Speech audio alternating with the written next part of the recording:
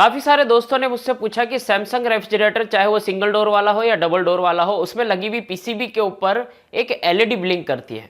ये देखिए, ये यहाँ पे एक एलईडी होती है, ये ब्लिंक करती है और इसके ब्लिंक करने का क्या मतलब होता है? क्या ये कार्ड खराब है या इसमें लगी हुई कोई आईसी खराब है या आईपीएम खराब है, क्या खराब है? तो इसके बारे में हम कैसे पता लगाएं और क्या ये रिपेयर हो सकती है क्या? हालांकि इससे रिलेटेड मैंने इसका पहले वीडियो बना रखा है, डबल डोर रेफ्रिजरेटर के ऊपर मैंने पूरी जानकारी दी थी। अगर आपने वो वीडियो नहीं देखा तो ऊपर आई बटन पर क्लिक करके वीडियो देख लीजिए।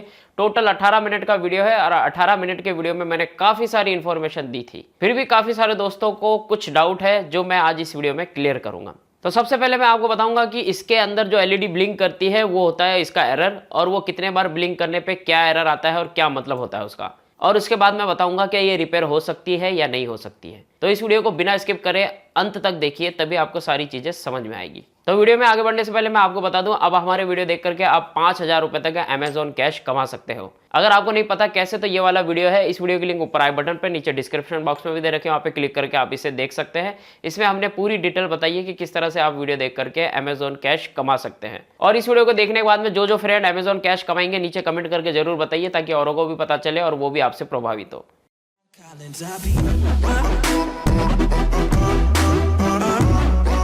तो चलिए, सबसे पहला मैं एरर बता देता हूं कि एक बार एलईडी ब्लिंक होके बंद हो जाना, उसके बाद में कोई मूवमेंट नहीं। तो इसका कारण होता है कि इस पीसीबी को फीडबैक नहीं मिल रहा होता है, क्योंकि आपने देखा होगा कि यहाँ पे ये जो कनेक्टर होता है इसमें 5 वोल्ट और आरपीएम लगा होना बहुत जरूरी है, तब जाकर के ये पीसीबी ऑपरेट होती है और उसके बाद ही ये आगे प्रोसेस करती है। तो उसे कहते हैं हम फीडबैक। अगर इसे फीडबैक नहीं मिलेगा तब तक ये ऑपरेट नहीं होगी, ये चलेगी नहीं और ये एक बार चालू होके बंद हो जाएगी। तो उस कंडीशन में हमें इसके फीडबैक को चेक करना पड़ता है, जहाँ पे इसमें 5 वोल्ट डीसी आ रहा है या नहीं आ रहा है और आरपीएम इसमें मिलता है या नहीं मिलता है। जैसा कि आप यहाँ पीसीबी पे देख रहे हैं कि यहाँ पे 5 वोल्ट लिखा हुआ है, बीच में ग्राउंड है, फिर उसके बाद में आरपीएम है और उसके बाद में एफबी है, मतलब फीडबैक जो लिखा हुआ है। ये सारी चीजें यहाँ पे ऑपरेट होनी चाहिए, तब जाकर के ये पीसीबी ऑपरेट होती है, चलती है। तो इस पीसीबी को फीडबैक मिलना बहुत जरूरी है, तब जाकर के ये ऑपरेट होगी, ये आपको ध्यान रखना है। अगर ये एक बार एलईडी चालू होके बंद हो जाती है, उसके बाद में कोई मूवमेंट नहीं होती उस कंडीशन में। अब है एरर 1। अब उस कंडीशन में क्या होता है कि एक बार एलईडी ब्लिंक करेगी, फिर कुछ सेकंड के लिए रुकेगी, फिर वापस ब्लिंक करेगी, फिर कुछ सेकंड के लिए रुकेगी, फिर वापस ब्लिंक करेगी। उस कंडीशन के अंदर इस पीसीबी में ये लगा हुआ ये आईपीएम जो है वो खराब हो जाता है, मतलब कि ये आईपीएम जो है वो प्रोसेस नहीं कर पा रहा है, इसलिए ये एरर आता है। एक बार ब्लिंक करती है, कुछ सेकंड के लिए रुकती है और फिर से ब्लिंक करती है। तो उस कंडीशन में आप इसका या तो आईपीएम अगर मिलता है तो चेंज कीजिए, वरना आपको ये पूरा के पूरा कार्ड चेंज करना पड़ेगा। इस तरह के कार्ड अभी मार्केट में ज़्यादा उपलब्ध नहीं है, कंपनी में आपको मिल जाएगा, उसमें भी काफ़ी टाइम लगता है। और मार्केट में जिन के पास में ये पीसीबी उपलब्ध है उनकी प्राइस है 2000 से लेकर के 3000 रुपये तक, क्योंकि ये उपलब्ध नहीं हो पा रही है ये, क्योंकि बाहर से इंपोर्ट होती है, इंडिया में नहीं बनती, इस वजह से। अगर आपको ज़रूरत हो तो आप हमारी वेबसाइट पे भी जाके इसे खरीद सकते हैं, या हमारी वेबसाइट पे भी आपको बड़े आसानी से मिल जाएगा, लिंक डिस्क्रिप्शन बॉक्स में दे रखी है। तो आपको समझ में आ गया कि एक बार ब्लिंक करने का क्या मतलब है। 2 बार एलईडी ब्लिंक करना और कुछ सेकंड के लिए रुकना, फिर वापस 2 बार ब्लिंक करना, फिर कुछ सेकंड के लिए रुकना, उस कंडीशन में भी इसका आईपीएम खराब हो जाता है। मतलब कि ये जो आईपीएम है ये खराब होने के बाद में एक रिपेयर होने जैसी तो कुछ होती नहीं है, क्योंकि ये एक तरीके से आईसी है ये, क्योंकि ये आगे प्रोसेस नहीं कर पाती। इसमें 24 पिनें हैं, 8 इधर से बड़ी पिन है और 16 पिनें इधर से छोटी। अब इनमें से कौन सी पिन खराब हो जाती है या कौन सी पिन में ऑपरेट नहीं हो पा रहा है, उस कंडीशन में इसका एरर आता है। तो 2 बार एलईडी ब्लिंक करके बंद होना, फिर वापस 2 बार ब्लिंक करना, बंद होना, उस कंडीशन में भी इसका आईपीएम जो है खराब माना जाता है। और उस कंडीशन में अगर आपको आईपीएम मिलता है तो आप चेंज करिए, वरना आपको ये पूरी की पूरी पीसीबी ही चेंज करनी पड़ेगी। उम्मीद है आपको समझ में आ गया।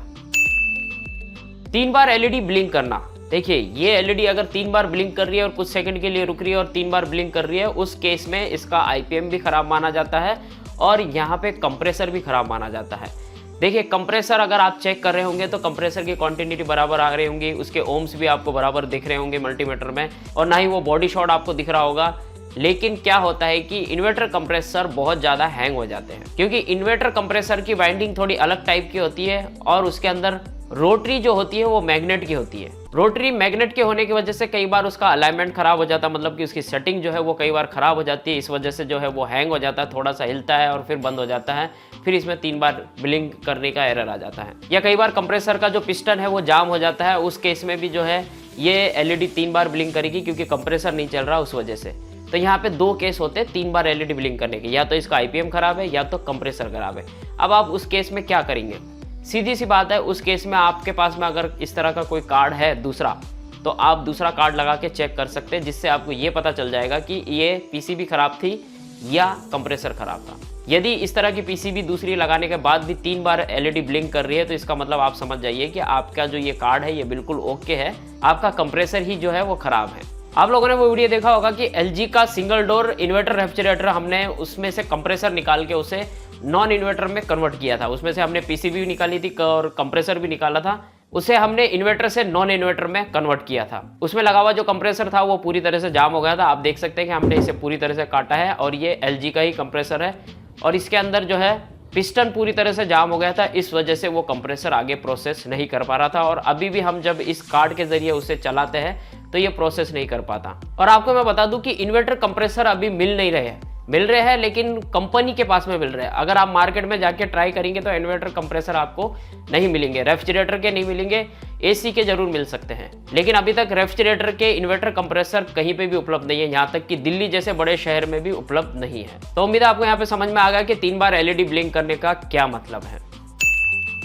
4 बार एलईडी ब्लिंक करना, कुछ सेकंड के लिए रुक जाना, फिर 4 बार एलईडी ब्लिंक करना, उसका मतलब यह है कि यदि कंप्रेसर का आरपीएम बहुत ज़्यादा आ रहा है, मतलब कि कंप्रेसर बहुत ज़्यादा स्पीड में चल रहा है, तो उस केस में ये थोड़ी देर चलेगा और उसके बाद में आपको 4 बार एलईडी ब्लिंक करेगी।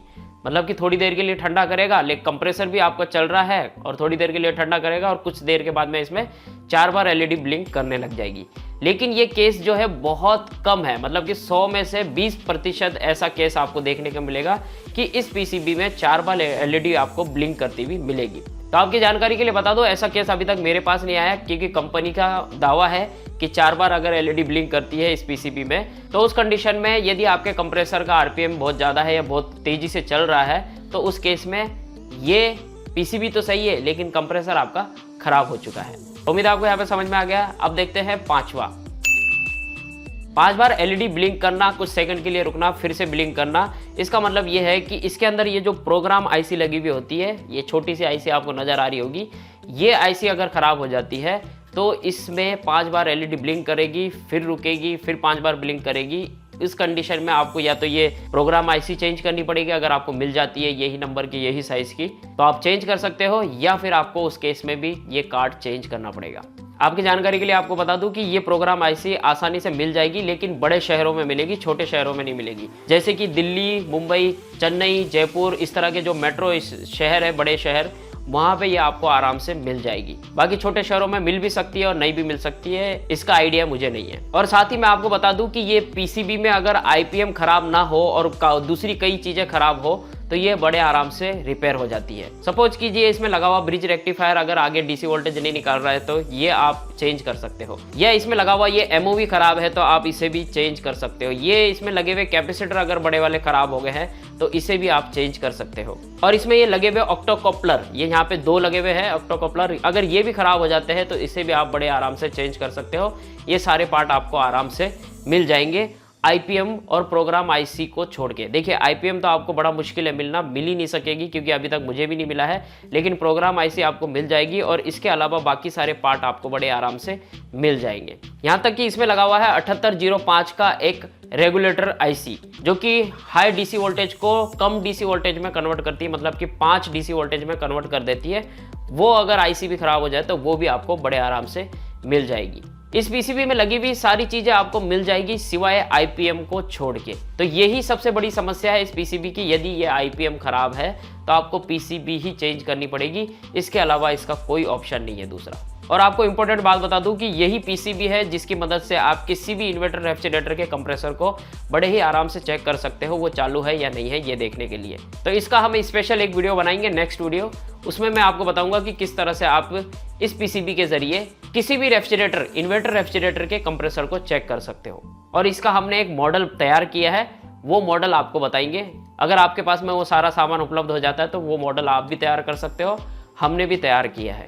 तो इसके लिए करिएगा थोड़ा सा इंतजार, बहुत जल्द वो वीडियो आपके सामने पेश होगा। तो उम्मीद है आपको यहाँ पे सारी चीज़ें समझ में आ गई। और जिन जिन दोस्तों के यहाँ पे कन्फ्यूजन था कि ये एलईडी ब्लिंक कर रही है, इनके ऊपर जो एरर आ रहा है उसका क्या मतलब है वो आपको समझ में आ गया होगा।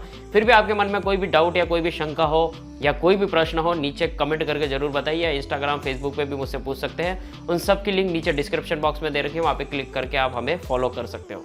या कॉल मी फॉर एप्लीकेशन का इस्तेमाल करके आप हमें कॉल कर सकते हो। उसके लिए आपको कॉल मी फॉर का एप्लीकेशन डाउनलोड करना है, वहाँ पे आपके मोबाइल नंबर से रजिस्ट्रेशन करना है और उसके बाद सर्च करनी है ये वाली आईडी। इस आईडी को सर्च करने के बाद में आपको दिखेगी मेरी प्रोफाइल, वहाँ पे दिखेगा कॉलिंग का ऑप्शन, वहाँ से आप कॉल कर सकते हो बड़े आराम से। इस एप्लीकेशन के जरिए आपके पास में मेरा नंबर नहीं आएगा, ना ही मेरे पास में आपका नंबर आएगा। तो आई होप ये वीडियो आपके लिए काफी हेल्पफुल रहा है, तो प्लीज लाइक जरूर कीजिएगा, क्योंकि आपका लाइक ही मेरी मेहनत का फल है। और इस वीडियो को अपने दोस्तों के साथ में जरूर शेयर कीजिए, ताकि वो भी हमारी इस फैमिली का हिस्सा बन सके और यहाँ से कुछ सीख सके। Thank you so much watching this video. मिलते हैं अगले वीडियो में कुछ और नया लेकर के, कुछ और इंटरेस्टिंग लेकर के। तब तक के लिए अपना ख्याल रखेगा। Always keep smiling. जय हिंद।